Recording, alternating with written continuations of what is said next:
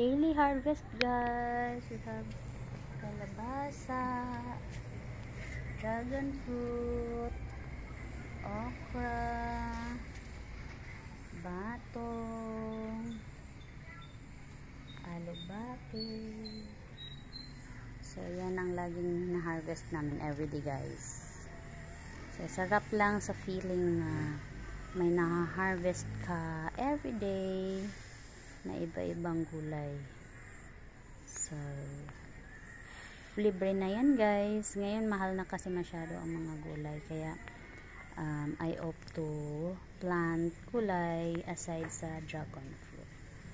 So ayan, guys, fresh from the farm to our table.